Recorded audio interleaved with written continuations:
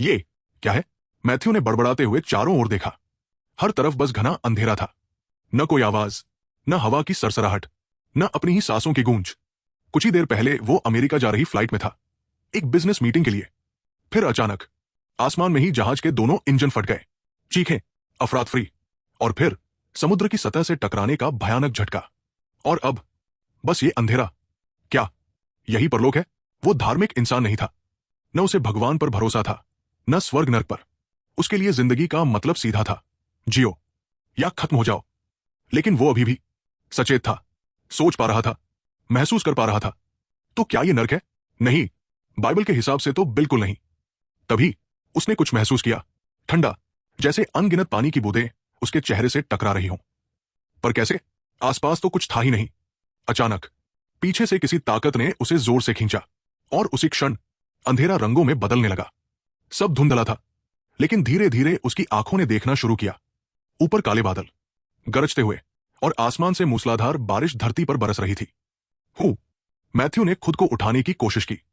ठंडी बारिश उसके चेहरे पर बह रही थी। उसके हाथों के नीचे कीचड़ की सख्त गीली परत थी। वो जमीन पर था, पूरी तरह भीगा हुआ।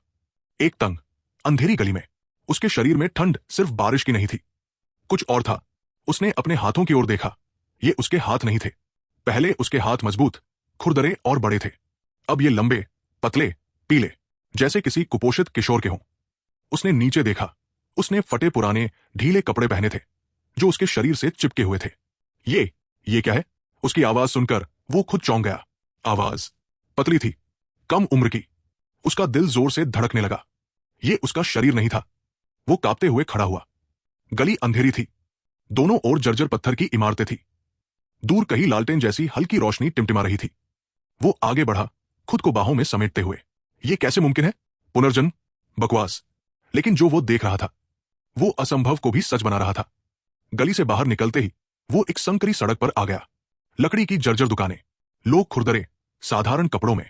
न कोई कार, न स्ट्रीट लाइट, न आधुनिक दुनिया का कोई निशान। जैसे वह सदियों पीछे आ गया हो। ये जगह है क्या? उसने फुसफुसाया। तभी दाई ओर से एक चिल्लाहट आई। हटो रास्ते से। वो मुड़ा। एक घोड़ा गाड़ी तेजी से कीचड़ उछालती हुई उसके पास से गुजरी। गाढ़ा कीचड़ उसके पैरों और कपड़ों पर छिटक गया। वो कुछ पल स्तब्ध खड़ा रहा। घोड़े, लकड़ी की गाड़ियां, ये तो बिल्कुल भी आधुनिक समय नहीं है। उसने बुदबुदाया। गहरी सांस लेकर उसने खुद को संभाला। जानकारी चाहिए। अभी उसे आगे एक सराय, तवन दिखी। अंदर से हल्की रोशनी और लोगों की आवाजें आ रही थी। वो दरवाजा खोलकर अंदर गया। अंदर आग जल रही थी। बासी शराब और पके मांस की गंध हवा में थी। कुछ लोगों ने उसकी ओर देखा, फिर नजरें हटा ली। काउंटर के पीछे खड़ा मोटा दाढ़ी वाला आदमी बोला, क्या चाहिए लड़के? पैसे हैं? मैथ्यू ने जेब टटोली। उसे कुछ खुरदरे सिक्के मिले। उसने एक सिक्का आगे बढ़ाया। इसमें क्या मिलेगा? सूप, आदमी ने कहा।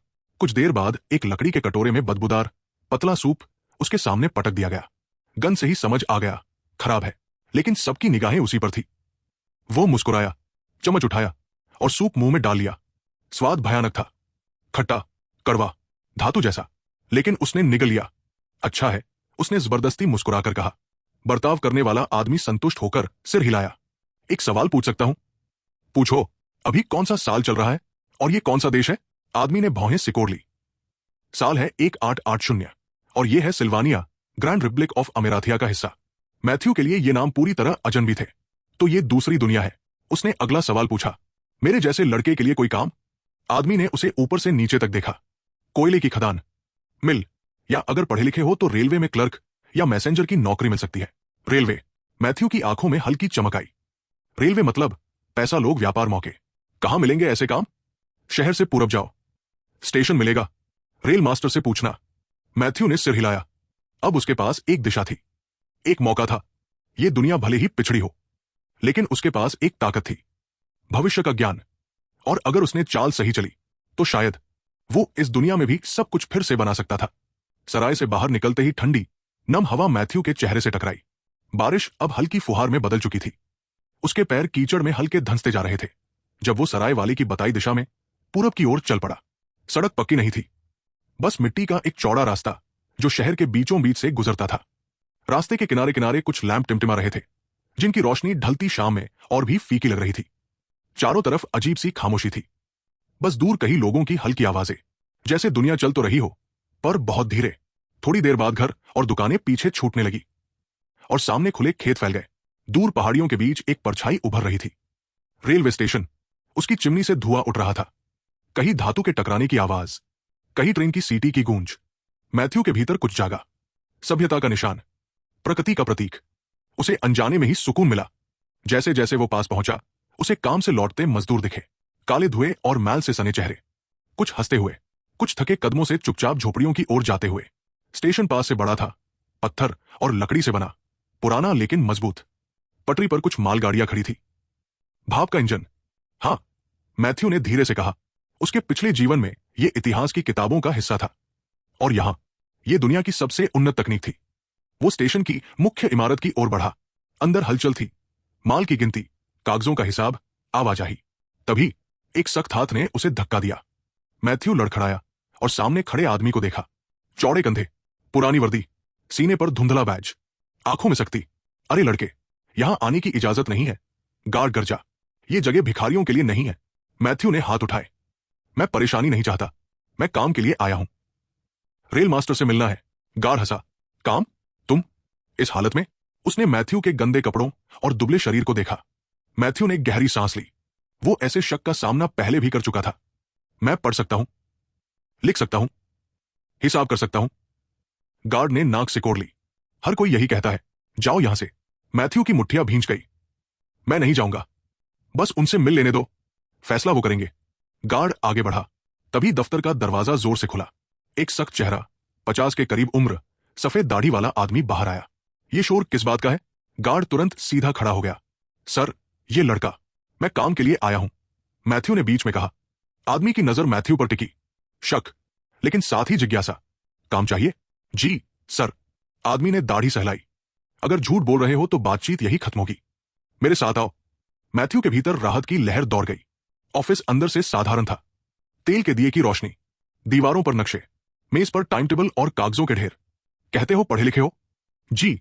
उसने कागज, कलम और स्याही आगे बढ़ाई। ये शेड्यूल कॉपी करो। मैथ्यू ने तेजी और सफाई से काम पूरा किया। आदमी ने कागज देखा। बुरा नहीं, तुम्हारी लिखावट यहां काम करने वाले आधे लोगों से बेहतर है। मैथ्यू का दिल धड़क उठा। तो मुझे काम मिल सकता है? शायद। पहले एक और परीक्षा। उसने सवालों वाला कागज दिया। गणित, समय की गणना, रूट मैनेजमेंट, माल ढुलाई का संतुलन। यह सिर्फ क्लर्क की परीक्षा नहीं थी, रणनीतिक सोच की जांच थी। कुछ ही मिनटों में मैथ्यू ने सब हल कर दिया। आदमी ने जवाब देखे, फिर उसकी आंखों में हल्का आश्चर्य उभरा। इतनी जल्दी? कहां सीखा ये सब? खुद सीखा सर। मेरा कोई परिवार नहीं। कमरे में कुछ पल खामोशी रही। फिर आदमी पीछे झुका। दिमाग है तुम्हारे पास, तुम मेरे सहायक के तौर पर काम कर सकते हो। मैथ्यू की सांस थम गई। लेकिन पहले नहा लो, ऐसे दिखोगे तो लोग भाग जाएंगे, उसने हल्की मुस्कान के साथ कहा। मैथ्यू ने सिर झुका दिया। समझ गया सर। पीछे पानी का पंप है, बेंसन तुम्हें सोने की जगह दिखा देगा। सुबह सूर्योदय से पहले आ जाना, बड़ा माल आने वाला है। मैथ्यू दरवाजे तक पहुंचा, फिर रुका। सर, आपका नाम? आदमी ने भौं उठाई। जेराल्ड स्टोन, लेकिन सब मुझे रेल मास्टर स्टोन कहते हैं। मैथ्यू ने हल्की मुस्कान के साथ सिर झुकाया। धन्यवाद रेल मास्टर स्टोन, मैं सुबह तैयार रहूंगा। स्टोन ने सिर हिलाया। जाओ लड़के, कल से तुम्हारी नई जिंदगी शुरू होती है। और मैथ्यू ने महसूस किया, इस अनजानी दुनिया में उसने पहला कदम रख दिया था। ऊपर चढ़ने की सीढ़ी पर बेंसन दीवार से टिके हुए खड़ा था। जब मैथ्यू स्टेशन के पीछे लगे पानी के पंप पर कीचड़ और गंदगी धो रहा था। आवाज में हैरानी थी, लेकिन कहीं न कहीं हल्की सी इज्जत भी। मैथ्यू ने चेहरा धोते हुए उसकी ओर देखा। हां, लगता है रेल मास्टर स्टोन को लगा कि मैं एक मौका डिजर्व करता हूं। बेंसन ने नाक से आवाज निकाली। गड़बड़ मत करना। स्टोन अच्छे आदमी है, लेकिन गलती बर्दाश्त नहीं करते। एक चूक और तुम फिर सड़क पर। ध्यान रखूंगा, मैथ्यू ने शांत स्वर में कहा। अंदर ही अंदर वो मुस्कुराया। कम उम्मीदें सबसे बड़ा फायदा होती है। नहा धोकर वो खड़ा हुआ, बदन सीधा किया। चलो तुम्हें ठहरने की जगह दिखाता हूं, बेंसन बोला। दोनों स्टेशन यार्ड से गुजरे। चारों ओर अफरातफरी थी। कोयले की गंध, तेल की बदबू, पटरी पर खड़े माल डिब्बे, कुछ में सामान लदा जा रहा था। कुछ सुबह का इंतजार कर रहे थे। चलते चलते बेंसन ने पूछा, रेलवे ही क्यों चुना? मैथ्यू ने पल भर सोचा। यहां से दुनिया चलती है ना? सब कुछ जुड़ा हुआ है रेलवे से। बेंसन ने सिर हिलाया। सही कहा, पर यह काम आसान नहीं। वे छोटी छोटी जर्जर झोपड़ियों की कतार तक पहुंचे। एक दरवाजा खोलकर बेंसन बोला, फिलहाल यही तुम्हारा कमरा है। अंदर एक खाट, एक मेज, एक कुर्सी और तेल का दिया। धन्यवाद। मैथ्यू ने सच में महसूस किया ये उसके लिए बहुत था। सुबह सूरज निकलने से पहले तैयार रहना, बेंसन ने कहा और चला गया। अकेला बैठा मैथ्यू खाट पर लेट गया। कमरा छोटा था, लेकिन उसे अपने पुराने दिनों की याद दिला रहा था, जब वो सिर्फ सपने देखता था दुनिया का सबसे अमीर आदमी बनने के। उसकी आंखों में चमक आई। ये दुनिया पिछड़ी हुई है। अगर मैं यहां नई तकनीक लाया तो मैं यहां सब बदल सकता हूं, लेकिन शुरुआत के लिए पैसा चाहिए। रेल मास्टर का सहायक बनकर अमीर नहीं बनेंगे, पर यह पहला कदम था। अब आराम। उसने आंखें बंद करते हुए कहा। अगली सुबह मैथ्यू सूरज निकलने से पहले उठ गया। स्टेशन अब भी अंधेरे में डूबा था। दूर भाप की आवाज, धातु की टकराहट। रेल मास्टर स्टोन पहले से मौजूद थे। अच्छा है, जल्दी आए हो, उन्होंने कहा। आज बड़ा माल आ रहा है, तेज काम करना होगा। मुझे क्या करना होगा, सर? कोयला, लकड़ी, मशीन के पुर्जे उतरवाने में मदद, और मेरे साथ इन्वेंट्री भी देखोगे। सीखते जाओ। मैथ्यू ने सिर हिलाया। दूर से ट्रेन की सीटी गूंजी। भाप इंजन धीरे धीरे प्लेटफॉर्म पर घुसा। तभी मैथ्यू की नजर ऊपर गई। एक आदमी डिब्बों के ऊपर दौड़ रहा था, एक एक करके पहियों पर लगे चक्के घुमा रहा था। वो क्या कर रहा है? हाथ से ब्रेक लगा रहा है, स्टोन ने जवाब दिया। मैथ्यू की आंखों में हल्की चमक आई। मैनुअल ब्रेक सिस्टम, धीमा, खतरनाक, अप्रभावी। उसके दिमाग में भविष्य की रेल तकनीक घूम गई। खतरनाक लगता है, उसने सहजता से कहा। स्टोन ने हंसकर कहा, है, पर हमारे पास यही है, जब तक कोई बेहतर तरीका न दे। मैथ्यू चुप रहा। बेहतर तरीका है, लेकिन अभी बोलने का समय नहीं। पूरा दिन वो काम करता रहा। सामान उतरवाना, गिनती, लोगों को काम करते देखना। वो सिर्फ मजदूर नहीं था, वो देख रहा था, सीख रहा था, कमजोरियां पहचान रहा था। ये सिस्टम चल तो रहा था, पर बेहद अक्षम था। शाम तक उसका शरीर टूट चुका था। रेल मास्टर स्टोन ने उसे एक लिफाफा दिया। आज की मजदूरी? मैथ्यू ने झिझकते हुए पूछा। सर, यहां की मुद्रा के बारे में बता सकते हैं? स्टोन ने भौं उठाई। अजीब सवाल पूछते हो, लड़के। मैथ्यू ने कंधे उचकाए। कभी ध्यान नहीं दिया था, सर। स्टोन कुछ पल उसे देखते रहे, फिर बोले, मुद्रा का नाम है फ्लोरिन। छोटे सिक्के होते हैं सेंस। 100 सेंस एक फ्लोरिन। ये जो मिला है, एक दिन की मजदूरी।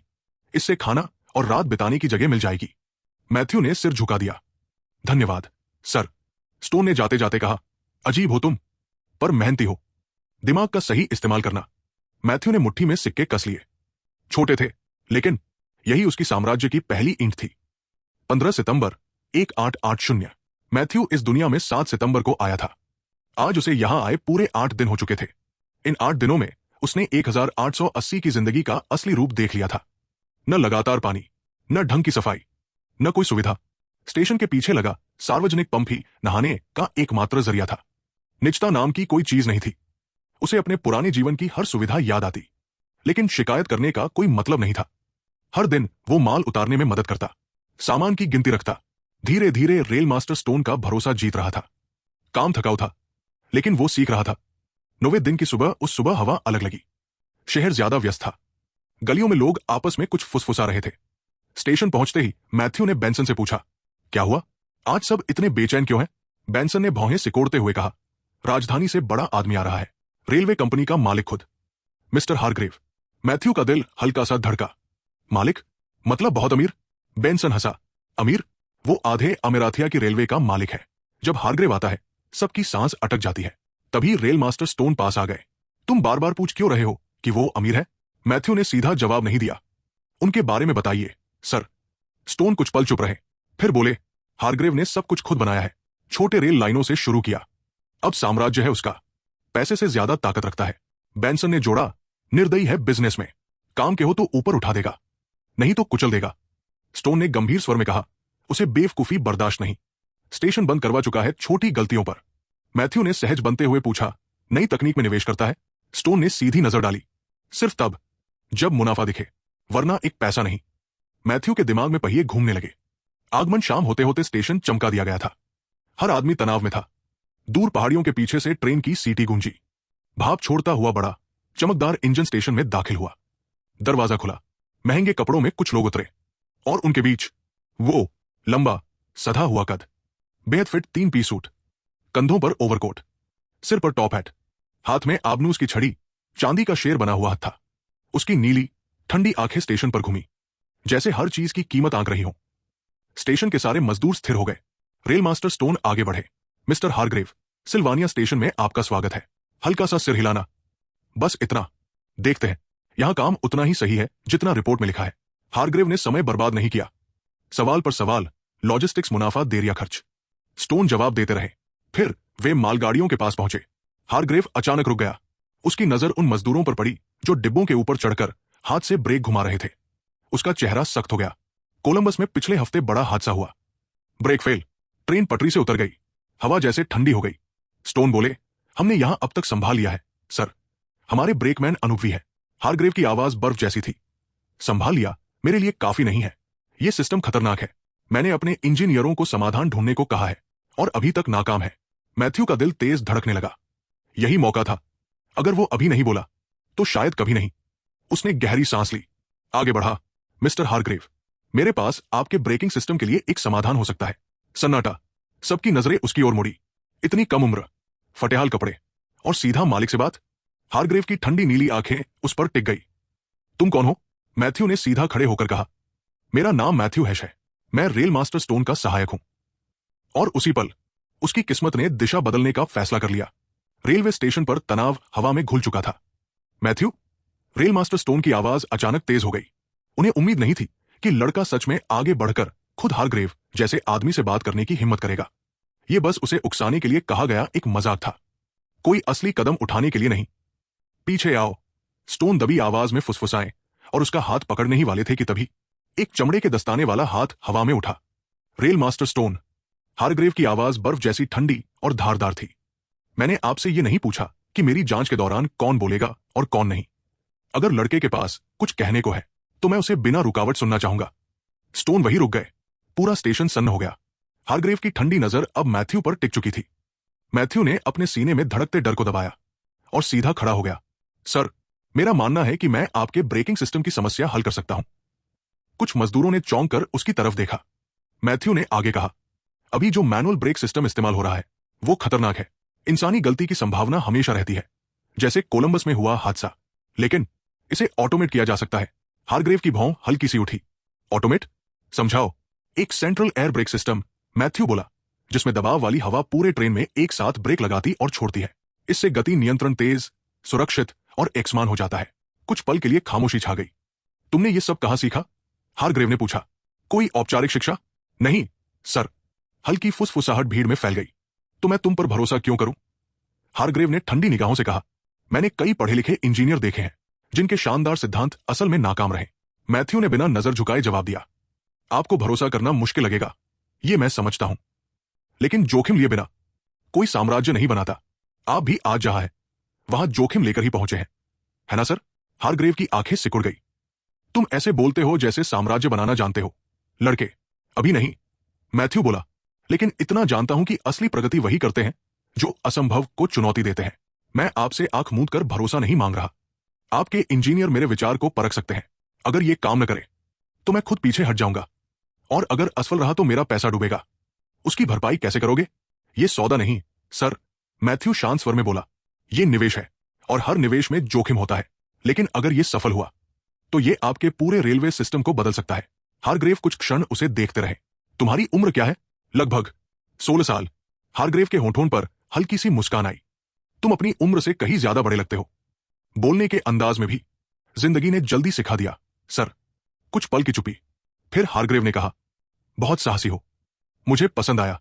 ठीक है, तुम मेरे साथ एम्स्टर्डम चलोगे, वहां हमारा रिसर्च विभाग है। स्टेशन पर सन्नाटा गूंज उठा। Thank you mister Hargrave, Matthew ने धीरे से कहा। हारग्रेव मुड़े। रेल मास्टर स्टोन, इसे रवाना होने के लिए तैयार कराइए। उनके जाते ही स्टोन ने लंबी सांस छोड़ी। तुमने सच में कर दिखाया लड़के, लेकिन याद रखना, हारग्रेव सपने देखने वालों को बर्दाश्त नहीं करता। अगर तुमने अपनी बात साबित नहीं की तो वो तुम्हें बिना पलटे देखे छोड़ देगा। मैथ्यू ने सिर हिलाया। मैं तैयार हूं। स्टोन ने उसकी मैले कपड़ों की तरफ देखा। पहले तुम्हें कपड़े चाहिए, ऐसे नहीं जाओगे। कुछ देर बाद मैथ्यू एक छोटी सी कपड़ों की दुकान में दाखिल हुआ। अंदर लकड़ी की शेल्फ, तह किए कपड़े, टोपियां, सब पुराने जमाने की शान दिखा रहे थे। दुकानदार ने उसे सिर से पांव तक देखा। माफ करना लड़के, ये दुकान तुम्हारे जैसे लोगों के लिए नहीं है। यहां ग्राहक आते हैं, भिखारी नहीं। मैथ्यू के गाल हल्के लाल हो गए, मगर आवाज नहीं कांपी। मुझे रेल मास्टर स्टोन ने भेजा है। दुकानदार की भौं उठी। कोई सबूत? मैथ्यू चुप हो गया। जैसा सोचा था। दुकानदार हंसा। अब जाओ यहां से, मैथ्यू बिना बहस किए मुड़ गया, लेकिन वो लौटा रेल मास्टर स्टोन के साथ। दुकानदार का चेहरा सफेद पड़ गया। स्टोन की आवाज सख्त थी। ये लड़का मिस्टर हारग्रेव के साथ जा रहा है और तुमने इसे भिखारी समझकर बाहर निकाल दिया? माफ कीजिए सर, बस इसे ढंग के कपड़े दो अभी। जी सर। दुकानदार ने गहरी सांस भरी और अपना नाप लेने वाला फीता बाहर निकाला। सीधे खड़े रहो लड़के, वो बड़बड़ाया। छाती, कमर, अंदरूनी लंबाई और कद। मैथ्यू एक पल को रुक गया। उसे सच में अपने नाप नहीं पता थे। मुझे ठीक से नहीं पता, उसने स्वीकार किया। दुकानदार ने आंखें घुमाई। जैसा सोचा था, एक और अनजान ग्राहक। वो उसके चारों ओर घूमने लगा, तेजी से नाप लेते हुए। छाती 36 इंच, कमर 30, कद लगभग 5 फुट 9, गर्दन 14 और आधा, बाहें 33। कुछ ही देर में उसने गहरे स्लेटी रंग का कोट मैथ्यू की तरफ बढ़ाया। इसे पहनकर देखो। मैथ्यू ने कोट पहना। कपड़े का वजन अलग था, मजबूत, सख्त, मगर गरिमामय। दुकानदार ने कंधों को सीधा किया, बाजुओं पर पिन लगाए। सीधे खड़े रहो, वो बोला।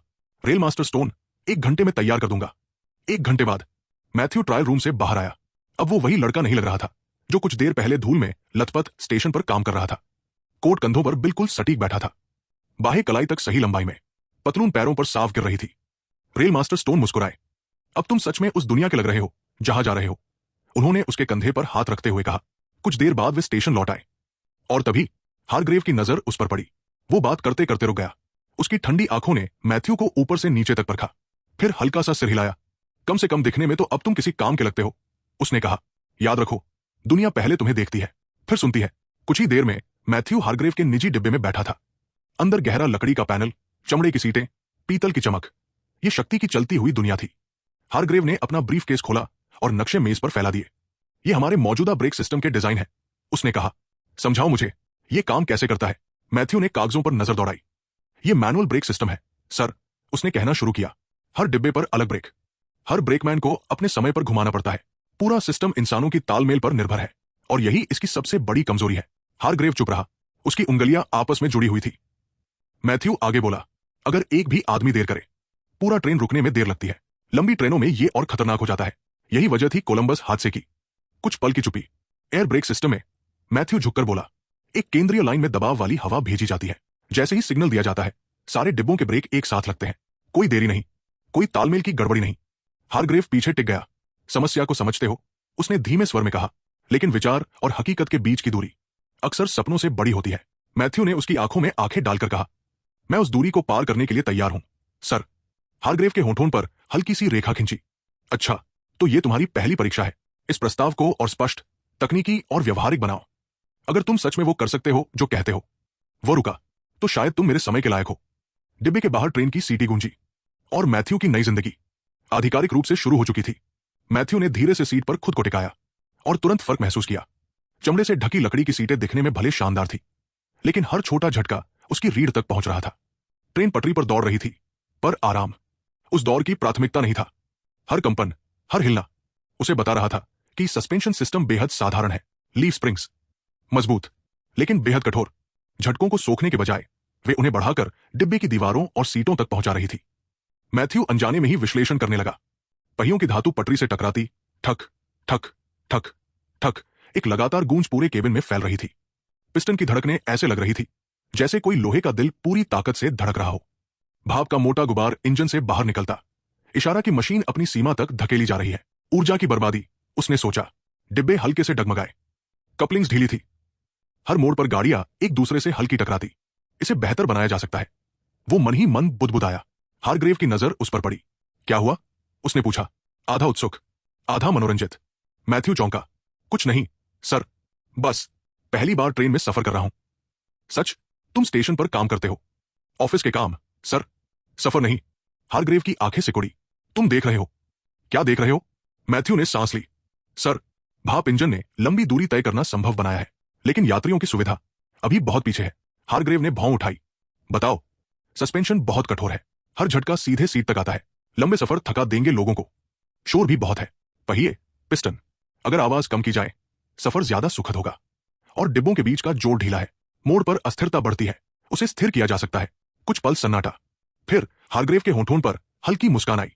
तुम सिर्फ ब्रेक्स के लड़के नहीं हो, तुम मशीनों को महसूस करते हो। मैं सिर्फ सुधार देखता हूं सर। हारग्रेव खिड़की के बाहर देखने लगा।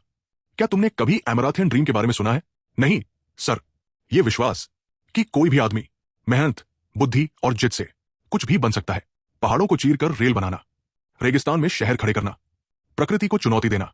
उसने मैथ्यू की तरफ देखा, लेकिन इस सपने में दया नहीं होती। जो पीछे रह गया वो कुचल दिया जाता है। मैथ्यू मुस्कुराया, तो मुझे आगे ही रहना होगा। हारग्रेव हंसा, शायद तुम्हारे पास मौका है। 12 घंटे बाद एम्स्टर्डम विशाल स्टेशन, लोगों की भीड़, घोड़ों की आवाजें, चीखते ठेले, धुएं और धुंध का मिश्रण। मैथ्यू स्तब्ध खड़ा था। यह सिल्वेनिया नहीं था, यह एक धड़कता हुआ, भागता हुआ, लालची शहर था। लेकिन जैसे ही वे स्टेशन से बाहर निकले, एक बदबू ने उसे घेर लिया। घोड़े की लीद, गीली मिट्टी, पसीना, सड़न। उसका पेट मचल गया। मक्खियां भिनभिना रही थी। सड़कें कीचड़ से भरी थी। मैथ्यू ने मुंह ढक लिया। यही है प्रकृति का दिल, हारग्रेव ने हंसते हुए कहा। अगर यही प्रकृति है तो मैं उल्टी कर दूंगा, मैथ्यू ने मुश्किल से कहा। हारग्रेव और हंसा। आदत डाल लो, हैश। सपनों के शहर गंदगी पर खड़े होते हैं। मैथ्यू ने गहरी सांस ली, मुश्किल से खुद को संभाला। उसने शहर को देखा, गंदा, शोरगुल भरा, अव्यवस्थित और अवसरों से भरा हुआ। वाचक, गंभीर, गहराई भरी आवाज। हारग्रेव खड़े हुए और हल्के इशारे से मैथ्यू को साथ आने को कहा। दोनों भव्य गलियारे से गुजरे। ऊंची छतों और पत्थर की दीवारों के बीच उनके कदमों की आहट गूंज रही थी। वे एक साइड दरवाजे से बाहर निकले।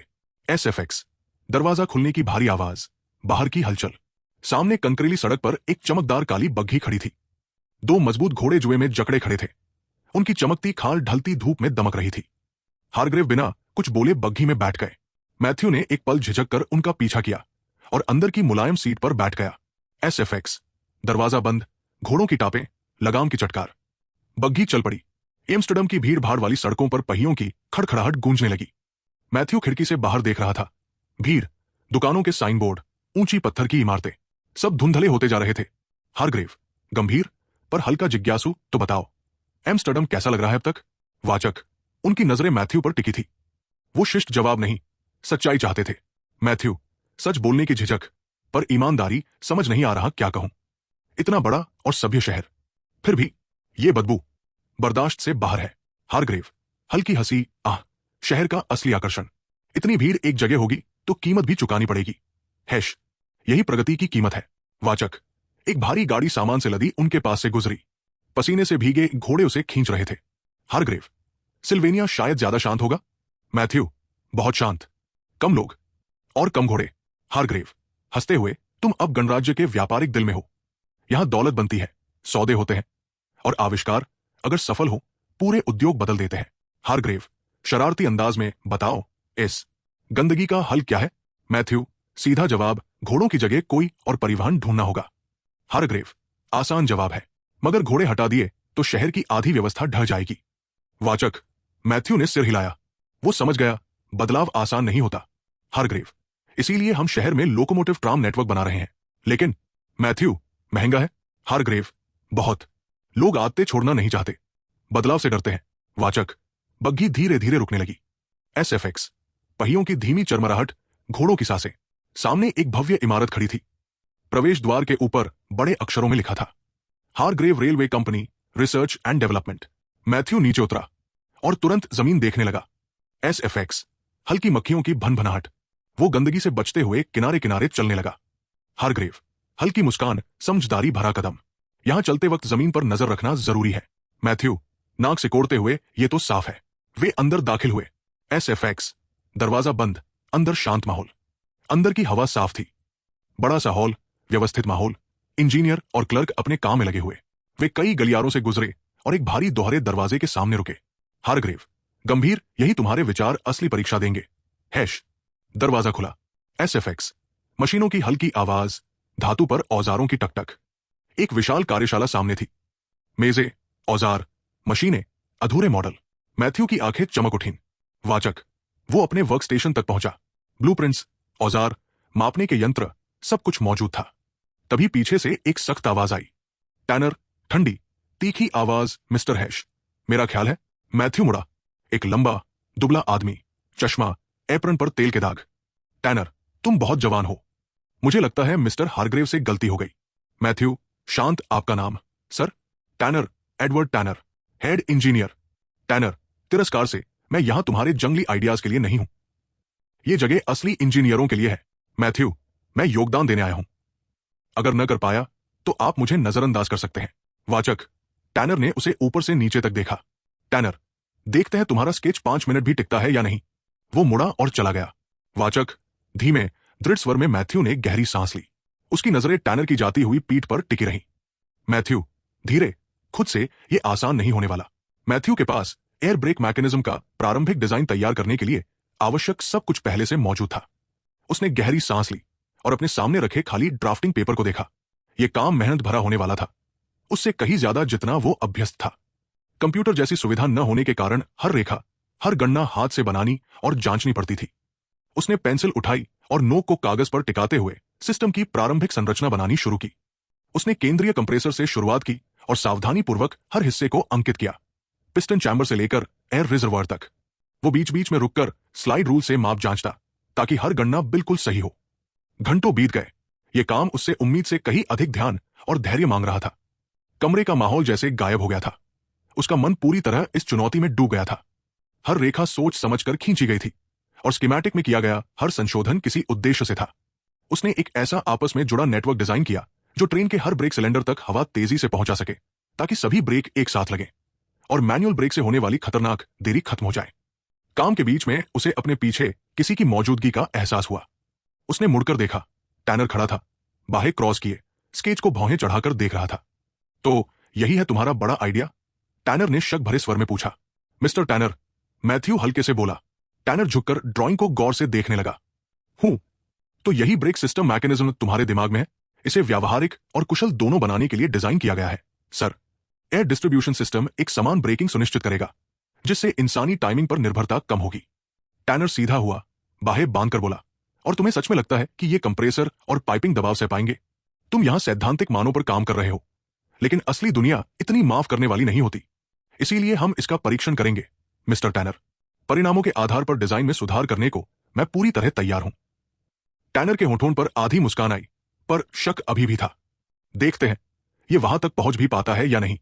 मिस्टर हारग्रेव को तुम्हारी काबिलियत में दिलचस्पी हो सकती है, लेकिन मैंने कई नौजवानों को देखा है जो कुछ नए आइडियाज लेकर सालों के अनुभव को चुनौती देने निकल पड़ते हैं।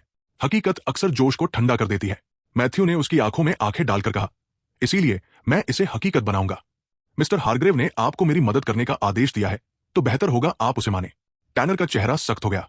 जरा संभल कर लड़के, इज्जत मांगी नहीं, कमाई जाती है, उसने धीमे पर तीखे स्वर में कहा। ज्यादातर आइडियाज बस आइडियाज ही रह जाते हैं। मैथ्यू शांत रहा। इसीलिए हमारे पास ये वर्कशॉप है। हम देखेंगे क्या टिकता है। मैं यहां जांचने, सुधारने और ढलने के लिए ही हूं। टैनर ने नाखुशी से सांस छोड़ी। ठीक है, अगर तुम्हें इतना यकीन है तो जल्द ही पता चल जाएगा, लेकिन मुझसे आसानी की उम्मीद मत करना। मैं समझता हूं मिस्टर टैनर, मैं यहां काम करने आया हूं, लोकप्रियता की प्रतियोगिता जीतने नहीं। टैनर ने छोटा सा सिर हिलाया। अच्छा, काम पर लग जाओ। मैं जरूरी सामग्री का इंतजाम करता हूं। 22 सितंबर 1880 मैथ्यू को वर्कशॉप की टीम के सामने अपनी योजना प्रस्तुत करने का मौका मिला और टैनर उनके नेतृत्व में मौजूद था। मैथ्यू ने गला साफ किया और बड़े ड्राफ्टिंग टेबल के सामने खड़ा हो गया जहां उसके स्कीमेटिक रखे थे। आप सभी का समय देने के लिए धन्यवाद। मैं एक एयर ब्रेक सिस्टम प्रस्तुत करने आया हूं जो हमारी रेल नेटवर्क में सुरक्षा और कार्यकुशलता बढ़ाएगा। लक्ष्य है कि ट्रेन के हर डिब्बे में ब्रेक एक समान रूप से लगे, जिससे मानवीय त्रुटि कम हो और दुर्घटनाओं का जोखिम घटे। उसने कंप्रेसर वाले चित्र की ओर इशारा किया। सिस्टम का केंद्र ये एयर कंप्रेसर है जो दबाव वाली हवा पैदा करेगा। इसे ट्रेन के आगे लगाया जाएगा और एक रिजर्वायर टैंक से जोड़ा जाएगा ताकि दबाव वाली हवा की निरंतर आपूर्ति बनी रहे। एक इंजीनियर ने पूछा, यह हमारे मौजूदा ब्रेक सिस्टम से अलग कैसे है? अच्छा सवाल, मैथ्यू ने कहा। अभी हर ब्रेकमैन अलग अलग ब्रेक लगाता है, जिससे देरी और असमानता पैदा होती है। इस डिजाइन में जैसे ही इंजीनियर ब्रेक सक्रिय करेगा, हवा इन आपस में जुड़े पाइपों से होकर एक साथ सभी डिब्बों तक पहुंचेगी, लगभग तुरंत प्रतिक्रिया। टैनर बोला, और पूरे ट्रेन में एयर प्रेशर बनाए रखने का क्या उपाय है? हर ब्रेक सिलेंडर में एक चेक वाल्व होगा। मैथ्यू ने जवाब दिया, ताकि अगर कहीं हल्का लीकेज भी हो तो दबाव बना रहे। कंप्रेसर और रिजर्वायर अतिरिक्त दबाव जमा करने में सक्षम होंगे। कुछ इंजीनियर सहमति में सिर हिलाने लगे। मुख्य पाइपों के लिए मैं व्रॉट आयरन सुझा रहा हूं, मैथ्यू ने ब्लूप्रिंट की ओर इशारा करते हुए कहा। यह मजबूत, टिकाऊ और जंग से अपेक्षाकृत सुरक्षित है। Brake cylinder? एक और सवाल आया। कास्ट आयरन अंदर टिन आधारित कोटिंग के साथ घर्षण कम होगा और आयु बढ़ेगी। कंप्रेसर? हाई स्ट्रेंथ स्टील, भारी दबाव सहने के लिए आदर्श। कनेक्टर? पीतल, ब्रास, बेहतर सील देगा, लीकेज कम होंगे। टैनर बोला, ब्रास सस्ता नहीं है, लेकिन सुरक्षा और विश्वसनीयता की कीमत चुकानी पड़ती है, मैथ्यू ने शांत स्वर में कहा। रिजर्वॉयर टैंक, मोटा कास्ट स्टील, अधिकतम दबाव झेलने के लिए। टैनर ने टीम की ओर देखा। तुमने वाकई तैयारी की है। मैथ्यू हल्का मुस्कुराया। मुझसे बड़ी उम्मीदें जो है। इंजीनियर आपस में चर्चा करने लगे। आखिरकार टैनर बोला, ठीक है, जरूरी सामग्री मंगवाते हैं, देखते हैं तुम्हारे सिद्धांत कितने टिकते हैं। 3 हफ्ते लगने वाले थे मिस्टर हारग्रेव की रिसर्च एंड डेवलपमेंट फैसिलिटी तक जरूरी सामग्री पहुंचने में, और मैथ्यू के पास इंतजार करने के अलावा कोई विकल्प नहीं था। बिना सामग्री के काम शुरू ही नहीं हो सकता था। तो उसने तय किया, क्यों न इस बीच शहर को देखा जाए। वो बाहर निकला और जैसे ही सड़क पर कदम रखा, वही तेज गंध उसकी नाक से टकराई। घोड़ों की लीद की बदबू, लगभग उतनी ही तीखी जितनी पहली बार बग्घी से उतरते समय महसूस हुई थी। उसने नाक सिकोड़ ली, लेकिन आगे बढ़ते ही एम्स्टर्डम की जिंदगी ने उसका ध्यान उस बदबू से हटा दिया। चारों तरफ हलचल थी। लोग लहरों की तरह इधर उधर बह रहे थे। व्यापारी ऊंची आवाज में अपने दाम पुकार रहे थे। ठेले वाले ताजी सब्जियां लहराते हुए ग्राहकों को बुला रहे थे, और सज्जन लोग टोपी उठाकर सजी धजी महिलाओं को सलाम कर रहे थे। एम्स्टर्डम जिंदा था, हर पल गतिमान। पत्थर की सड़कों पर गाड़ियों की खड़खड़ाहट, भारी बोझ खींचते घोड़ों की हिनहिनाहट, और भीड़ के बीच हंसते दौड़ते बच्चे। अराजकता थी, पर उसी में एक अजीब सा आकर्षण भी। दुकानों की खिड़कियों में सजी चीजें उसका ध्यान खींच रही थी। बारीकी से बने घड़ियां, बेहतरीन कपड़ों के रोल, और कुछ शुरुआती घरेलू उपकरण जिन्हें उसने सिर्फ स्केच में देखा था। साइल्वेनिया में चलते चलते उसकी नजर सड़क पर चल रही ट्रामों पर पड़ी। कुछ अब भी घोड़ों से खींची जा रही थी, लेकिन कुछ नई भाव से चलने वाली ट्रामें भी थी। उनमें से एक पर नाम लिखा था, हारग्रेव। मैथ्यू रुक गया। तो हारग्रेव इस देश की रेलवे इंडस्ट्री पर हावी था। उसी क्षण एक विचार उसके मन में साफ हुआ। अगर उसे अपनी कंपनी बनानी है तो उसे कुछ बिल्कुल नया करना होगा। किसी स्थापित दिग्गज से सीधी टक्कर, वो सिर्फ बर्बादी लाएगी। उसने फिर सड़क की ओर देखा। कीचड़, गंदगी, घोड़े, भीड़, और तभी जवाब सामने था। ऑटोमोबाइल। अगर सड़कों पर घोड़ों की जगह मोटर गाड़ी आ जाए तो शहर की तस्वीर ही बदल जाएगी। तेज सफर, कम गंदगी, कम बीमारियां, कम जाम। एम्स्टर्डम की सड़कों को सचमुच आजादी मिल सकती थी। उसी समय मोड़ पर खड़ा एक आदमी उसका ध्यान खींचता है। वो एक लकड़ी के बक्से पर खड़ा था और भीड़ को रंगीन पर्चे बांटते हुए चिल्ला रहा था, आइए आइए, एम्स्टर्डम का भविष्य देखिए। स्टॉक एक्सचेंज के सामने भव्य रोशनी समारोह। मैथ्यू उत्सुक हो उठा। उसने एक पर्चा लिया। मोटे अक्षरों में लिखा था, ग्रैंड एम्स्टर्डम लाइटिंग सेरेमनी, नवीनतम विद्युत प्रकाश तकनीक का प्रदर्शन। मैथ्यू बुदबुदाया, तो इस दुनिया ने बिजली को काबू करना सीख लिया है और उसे सड़क की रोशनी में बदल दिया है। आविष्कारक का नाम पढ़कर वो ठिठका, अलेक्जेंडर वोल्टा। उसने हल्की मुस्कान दी, दिलचस्प, मैं जरूर जाऊंगा। शाम ढल चुकी थी। स्टॉक एक्सचेंज के सामने भीड़ जमा थी। 7 बज चुके थे और सड़कें सिर्फ तेल के लैंपों की हल्की पीली रोशनी में नहा रही थी। सब इंतजार कर रहे थे उस पल का। अच्छे कपड़ों में सजे लोग आपस में फुसफुसा रहे थे वोल्टा की क्रांतिकारी तकनीक के बारे में। तभी एक लंबा आदमी टॉप हैट पहने मंच पर चढ़ा। देवियों और सज्जनों, आज की इस ऐतिहासिक शाम में आपका स्वागत है। आज हम भविष्य की एक झलक देखने जा रहे हैं। बिजली की शक्ति। उसने इशारा किया। एक तकनीशियन ने स्विच पकड़ा और अगले ही पल, क्लिक, चमकदार सफेद रोशनी इमारत के शीर्ष से फूट पड़ी। पूरा स्टॉक एक्सचेंज दिन की तरह जगमगा उठा। तेल के लैंप फीके पड़ गए। भीड़ के चेहरे साफ दिखने लगे, और हर चेहरे पर विस्मय, हांफने की आवाजें, तालियां। बच्चे आंखें ढकते हुए भी झांक रहे थे। मैथ्यू मुस्कुरा रहा था। उसके लिए यह रोशनी सामान्य थी। उसकी दुनिया में तो हर गली, हर घर रोशन होता था, लेकिन यहां यह सिर्फ रोशनी नहीं थी। यह था लंबे काम के घंटे, ज्यादा सुरक्षा और प्रगति का वादा। एक छोटा लड़का अपने पिता का कोट खींचकर बोला, पापा, क्या अब हमें मोमबत्तियां नहीं चाहिए होंगी? पिता हंसा, शायद एक दिन बेटा, शायद एक दिन। मैथ्यू की आंखें भीड़ में घूम रही थी। व्यापारी उत्साहित थे। लंबे समय तक दुकानें खोलने की संभावना। व्यवसायी भविष्य की योजनाएं बना रहे थे, और इन्हीं प्रतिक्रियाओं ने मैथ्यू के भीतर आग जला दी। उसने कल्पना की, अगर यही लोग पहली बार एक ऐसी गाड़ी देखें जो बिना घोड़े के खुद चले, उनके चेहरे कैसे दिखेंगे? वही हैरानी, वही रोमांच, शायद उससे भी ज्यादा। उसने गहरी सांस ली। निर्णय हो चुका था। मिस्टर हारग्रेव का काम पूरा करने के बाद वो अपनी खुद की ऑटोमोबाइल कंपनी शुरू करेगा, और इस दुनिया में अपनी विरासत खुद बनाएगा।